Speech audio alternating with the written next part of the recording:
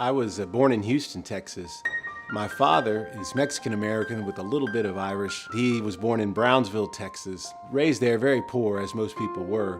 He went to World War II and came back and on the GI Bill went to college. And my mother is of English descent. Her grandparents arrived in the United States from England in the late 1800s. I studied hard and got into law school at the University of Houston, and one of the regents of the University of Houston was John O'Quinn. Around that time was one of the highest paid lawyers in the United States of America. I told him I was in line to give a commencement address that I might leave law school. It was really pretty darn tough for me. That he thought I'd make a really fine lawyer, and that if it was a question of money, he would pay for the rest of my law school and give me a job at his law firm.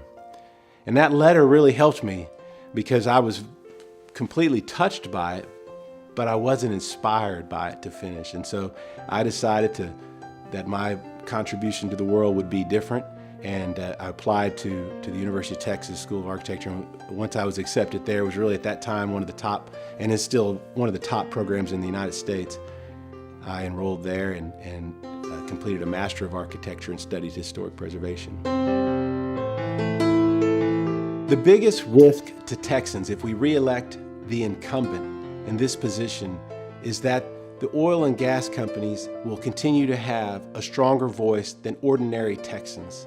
And at risk is our environment, but also at risk is the viability of future generations. Not only do they need fresh, clean water, and we're using 250 to 500,000 gallons of fresh water for every well we frack. And then we're injecting the water that comes up, which is an environmental hazard, down deep into the earth, allegedly at such a level that it's not going to harm us. But are we really looking to the future, 2, 3, 4, 5 generations from now?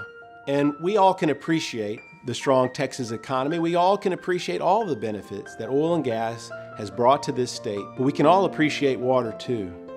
And if we have to choose one or the other, I'm choosing water. And we all need to elect people to office who will call the truth and will make their decisions based on a solid moral compass that isn't influenced by corporations and big money.